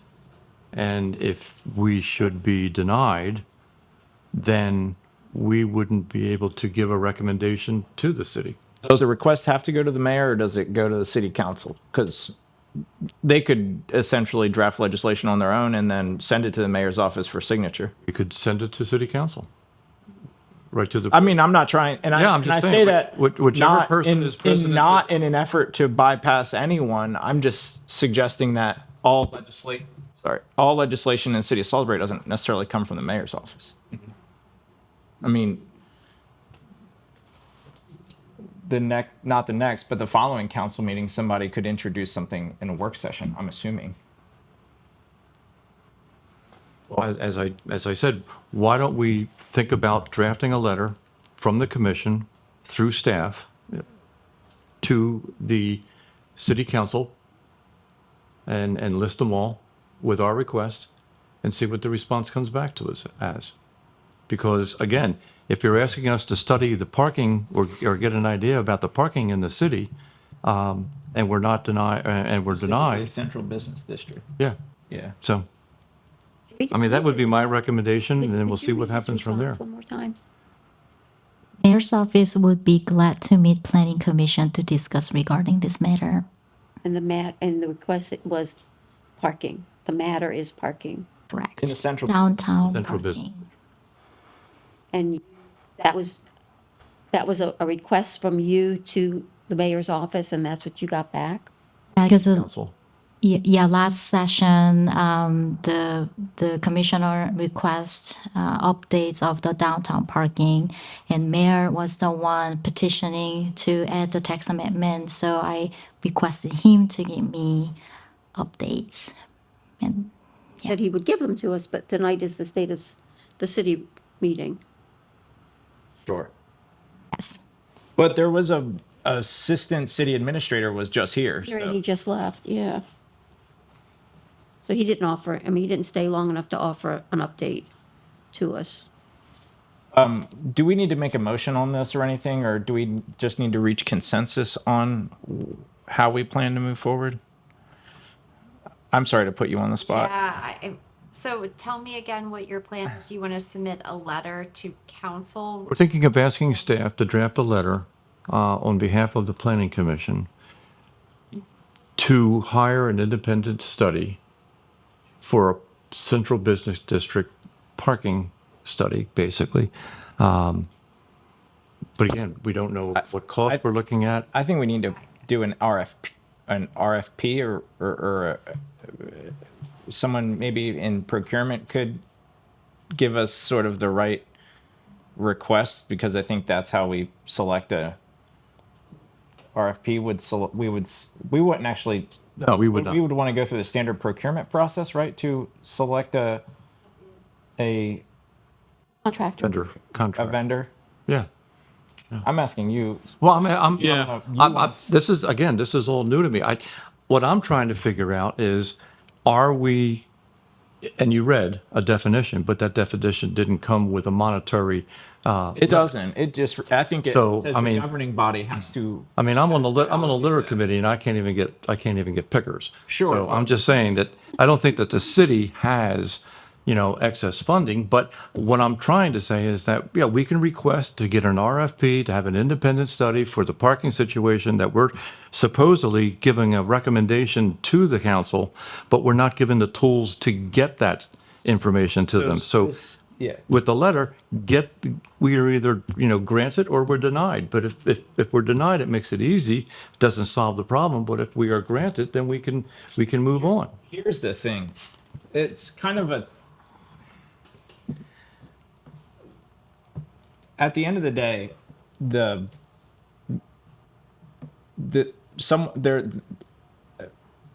city wants to, the mayor's office, city of Salisbury wants to update the parking requirement for the central business district, right? Mm-hmm. Do they need the planning commission to do that? I wouldn't think so. So if If it's changing chapter 17, Of the zoning code, Yeah. it requires it. Right. it requires that it come here and you make a recommendation, and Exactly. then it goes to city So- council, who ultimately decides. I think what the planning commission is, and I think other members definitely weigh in on this. I think what the planning commission is saying, if we are to make a recommendation, we need to develop a set of facts from an entity that isn't the 7 folks that sit on this board, because we need a set of facts, and then from that set of facts we'll make a recommendation based on the findings. Whether we agree with them or not, we just need a full set of facts to work with, and everyone else that's weighed in so far will have every opportunity to weigh in and respond to that report and say why it's relevant, why it's not, whatever, and then we make our recommendation. Then it goes to the city council, where they get to decide on their own what they want to do. But to ask, I don't think it's fair to ask us to make a recommendation based on a spreadsheet that we looked at and we haven't had a chance to dig into. So I think if we want to make a recommendation, we have to say, we have to ask for,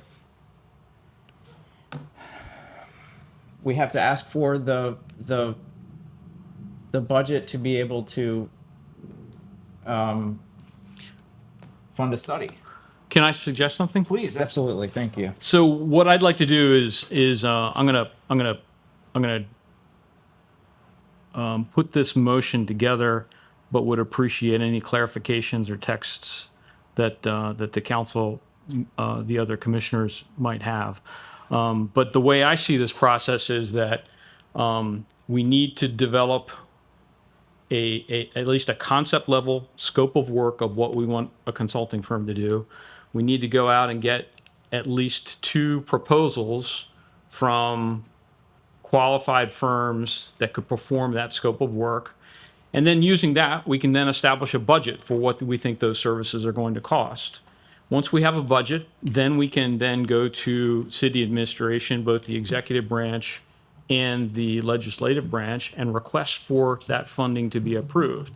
And then once we have that funding approved, then we can go through the city procurement process and go through a competitive bid. So that's kind of the process that I would see. I think that first piece we can do ourselves, which is to, so I'd like to make a motion that we direct Planning Commission staff to obtain 2 proposals from qualified parking engineering firms that would provide a scope of work that would do 2 things. Number 1, we'd want to study all of the existing demand for parking and capacity for parking for both on-street and off-street parking within the central business district. So that's number 1. And then number 2, I would want these 2 firms to include in their proposal to us recommendations on how any future development in the central business district, how those developers would then study their impact on parking in the central business district so that we as a planning commission could understand whether there's adequate parking or not. So I'd like you to do two things: study the existing conditions and then make a recommendation on what the process would be for new development coming in and how we see parking in central business district. So then the third part is I'd like to, if possible, have those proposals for us to consider by our next planning commission meeting, if that's feasible. And the proposal would include just a cost estimate. Yes. Yeah. And could we hypothetically come up with a budget on our own, even by looking at recently procured parking studies across the state? Or I don't know if anyone has procured one recently, but I would guess at least one municipality has paid for these services in the past calendar year. Don't know. Let's start with at least getting two proposals from qualified firms. Would there be fees attached to the proposals? That's a lot of work you're asking them to do. Well, it's if they're in the business of providing professional services, they would be used to at least establishing a budget. I just wanted to make sure that we weren't going. The other piece is, this is all in response to the mayor's request to have parking guidelines revised. Am I correct? He wants the parking to be the same as would be required for To be uniformed. Correct, right. Anywhere else. Yeah. So that's what's driving the desire, is a request from his office is driving the request for us to make a recommendation on something. But then we're not getting the cooperation that we need in order to do that. So it's almost like he's gotten off of the horse and is not wanting to ride it anymore.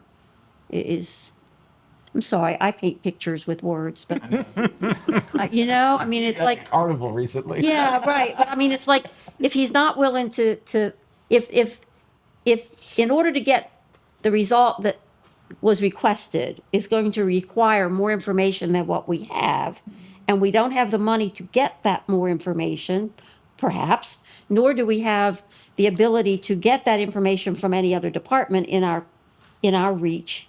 So what do we do? I mean, Well, I would suggest, and just I drop it. love your idea. I think it's Right in, fantastic, the right way it's, in. the Get on way the it's board. said. But I think that before we would put the DID staff through all that was mentioned within the next 4-week period could be rather a daunting task, when we could end up right back to where I started this off with, by drafting a very well-constructed letter to the mayor and city council as to what job you gave us, and these are the tools that we're going to need to do it, and get a response from that. And that's just a letter, and then we'll see, is it worth DID to do what they're going to be needed to do, or are we given the idea right away? It's like, I just wonder too, is there a line item in the DID budget for the planning commission already existing? My knowledge, no. Because I mean, it does take considerable resources to put together everything for this time.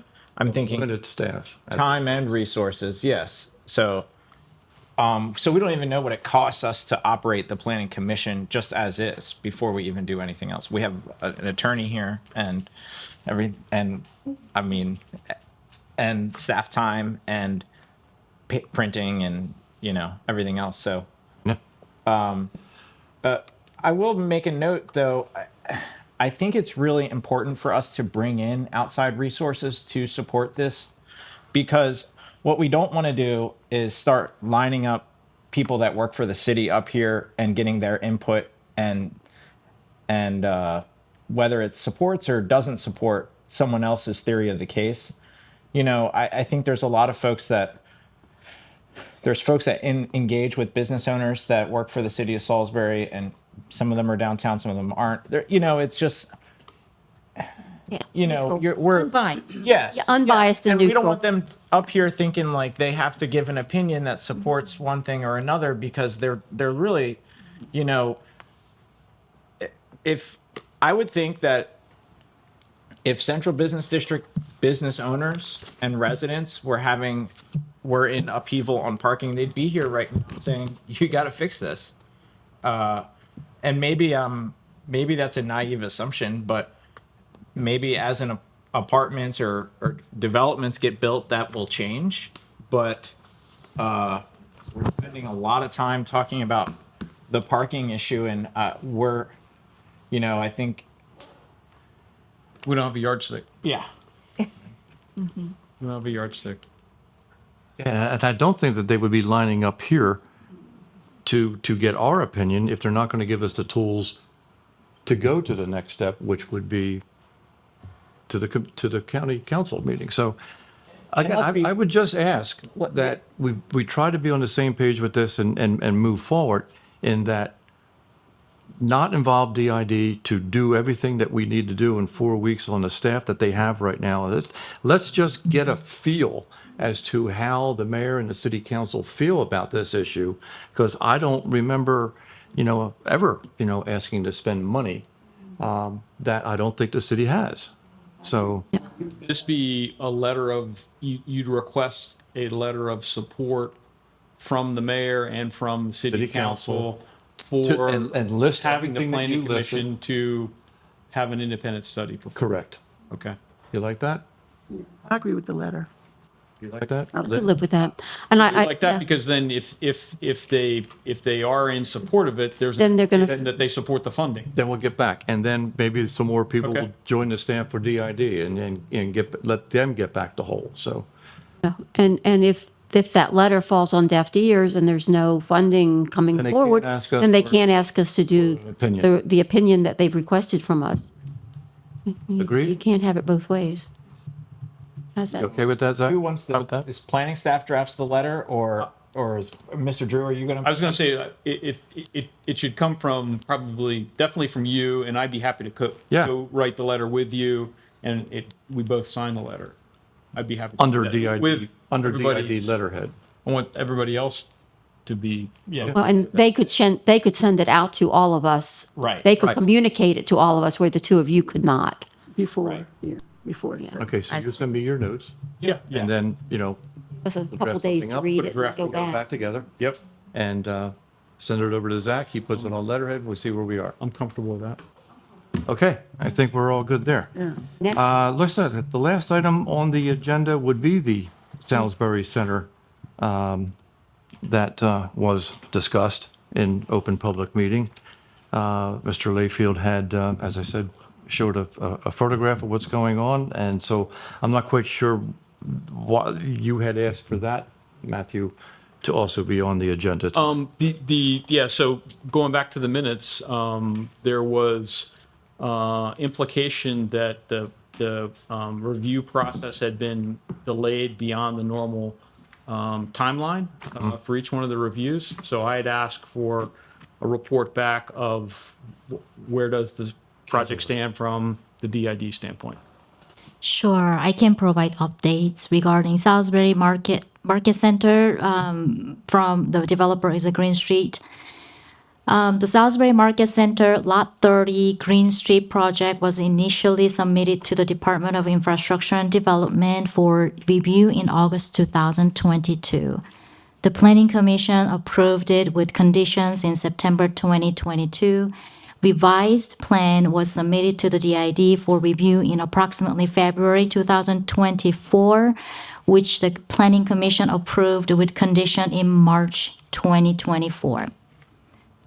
Later on, the stormwater concept site plan was submitted to the DID for review in July 2024 and was approved to advance in August 2024.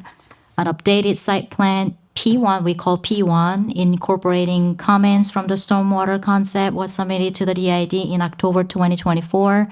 A comment letter was sent to the applicant in November 2024. The next updated site plan, which we call P2, was submitted to the DID for review in October 2025. and comment letters were sent to the applicant in November and December 2025. The latest updated site plan P3, which incorporated the comments from P2, was submitted to the DID in February 2026. As of today, the city's administration is not satisfied with the plan proposed due to the lack of parking space.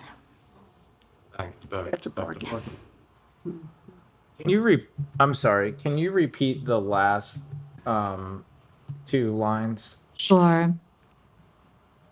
The latest updated site plan P3, which incorporated the comments from P2, was submitted to the DID in February 2026. As of today, the city's administration is not satisfied with the plan proposed due to the lack of parking space. Would that include the garage No, the Okay. parking space on site. on street park? And the way that the current law is written, how much parking is required for that build? Our current code doesn't have any requirement for the parking for the downtown district. Central. Means being dissatisfied with what's being planned is just being dissatisfied, but not So breaking the the development, I can just give you a little update on how Sorry, folks. it's 77, something like. so it has 50 apartment units and office flex space on the first floor. 50. And on-site parking is currently 28 as proposed.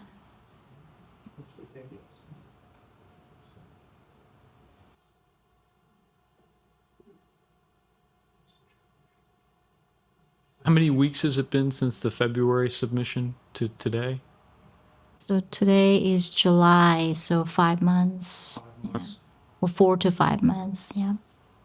So the P1 was submitted and responded to within a month? Yep. Same for P2, maybe a month and a half. And now it's 5 months. And there's no active review happening as it pencils down with the current staff? Right. How is that fair? The conditions. For the planning commission conditions,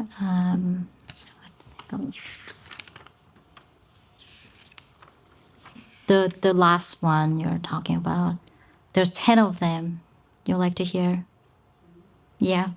Was that for the P3? Is that the P3 not moving? No, these conditions from 2024 second planning commission decision letter. That was December of 25, That was to 2024. 2024. But what exactly is the P3 that was submitted that needs to be signed off on? Is that simply on parking? Is that the only thing in that? There, so once once the planning team finishes their review with the planning commission and approved, typically engineering team reviews the site plan, and then when that's finished, the building permit team will moving along with the review. So we call P1, P2, P3 is basically revision of the site plan with the comments that we are sending out. It can be technical, any errors on the drawings, or it can be any kind of things. I do not have exact those comments with me. The only thing you've got right now is the P3 has been submitted in February and it's sitting on a desk somewhere. Are there any other phases of the project that would come before this planning commission? It's already been approved through It's already planning been Already commission. done it. So, It's been before historic. It's. Yeah. I don't know how we have a. Yeah. I mean, we don't have a say in it, right? What We we- don't have a we don't have a. We don't have an action to take. To your point of using animal references, we don't have a dog in. We don't have a dog in the fight. I guess, but in a way we do. If we've spent this whole meeting talking about process, We just spent 20 minutes talking about process and parking. And now we are again talking about process. Does seem highly unusual, as you pointed out in the last meeting. Does administration weigh in on every project that happens in the city on a regular basis? That's a question. I'm not asking staff to answer that question. I don't know. Part of the reason why I'm asking is because the state of Maryland is constantly seeking to preempt local control over any sort of zoning at all. Another item on our agenda is passing a text amendment to allow accessory dwelling units, which is handed down from the state of Maryland. That's not a local initiative that's initiated. It was initiated by the state. We have to adopt their rules. So, I don't understand. I want the city of Salisbury to maintain as much control as possible over what happens in the city of Salisbury. And this doesn't seem like a way for us to demonstrate that we should be in control of local zoning and local development if we pick and choose how we apply the process to different people. That's where I am. I don't know. Is another applicant going to come before us in 6 months and say, everything I've done is by the book except? It's one signature. Well, again, I agree. This has never come upon our 2025, 2026 commission. It has come upon Matthew's commission. Not this issue. Not this issue, Of okay. a 5 months pencils down, that is not Okay. come up. No. But when the other planning commission did give the blessing on it, the only thing I realized that this may have reared its head again is when the mayor was here to speak about the parking and that study that he had done.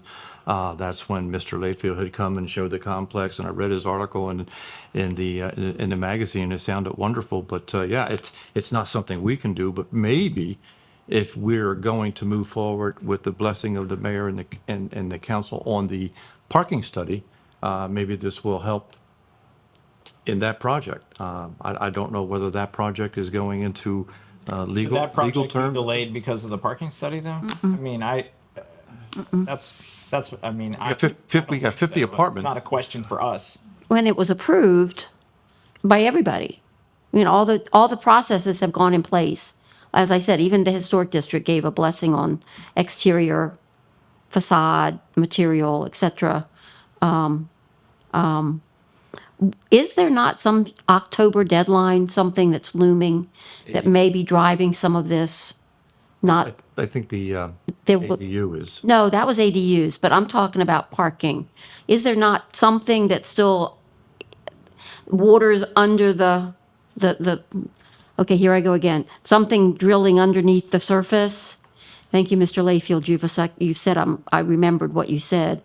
I feel as though there was something brewing, I think is the word I'm saying, that if something doesn't change by a certain date, then therefore the project can be stopped, right?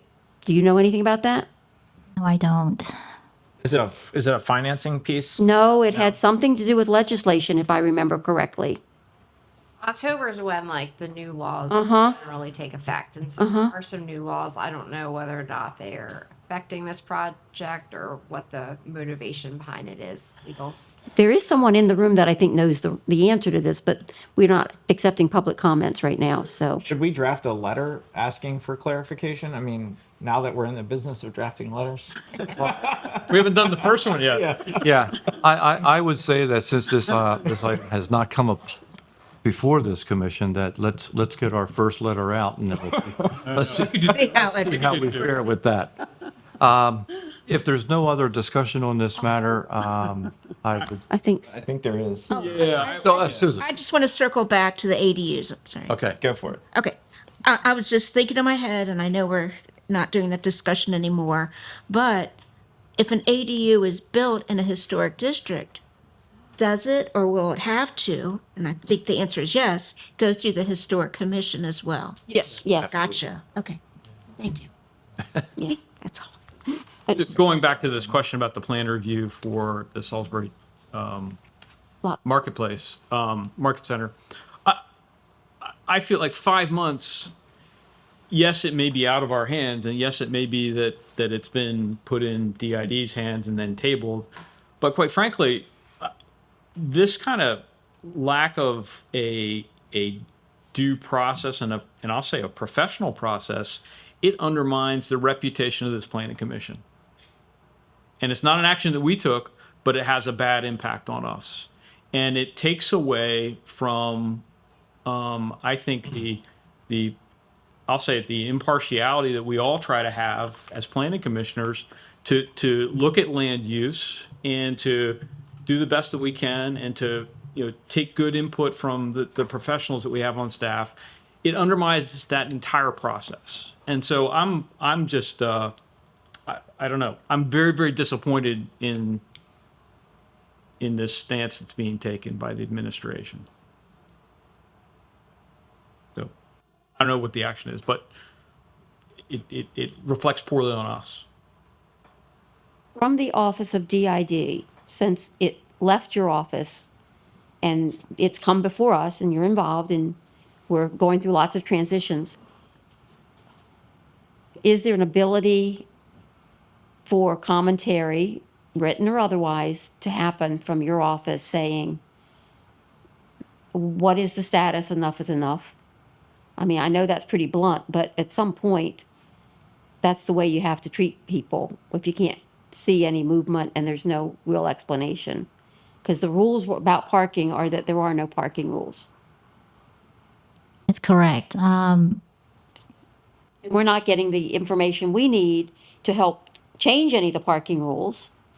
So we can't be involved in that discussion. And at the same time, we've got a developer and money involved and land ready to go and shovel-ready work on units that have met, from my understanding, just about every single benchmark. I don't know, I just feel like I know that's putting you in a hard spot, but at the same time, just to say, look, I'm taking the heat on this, we need to get moving somehow, either say yes or say no, but don't just not say anything. Because if they say no, then there's other litigations that can take place, I'm sure, on the part of the developers or other parties involved, banks or whatever. Just throwing that out there. So just wanted to let you know that administration and legal and our department have been discussing this matter. I just wanted to let you know that we're not just ignoring it, I know you aren't. but there's an agreement need to happen, and we're in the stage there is no agreement to move forward or not moving forward. That is why nothing is coming out. I mean, perhaps it needs to go to conflict resolution. Maybe there is the use of mediation that could perhaps do something. Just saying, I mean, sometimes that's at least doing something. It's not just sitting both sides saying, no, we're done. Just thoughts. Do you like to add comments, Laura? I'm sure you're in the room on some of those conferences. I don't have any. I have a question. We recently approved a development plan for Canal Woods phases. Does the mayor's office weigh in on those as well? Essentially, all of the projects going on in the city's administration is aware and involved. There is. Yeah. Do they have to sign? Is it legally required for them to sign off on the project?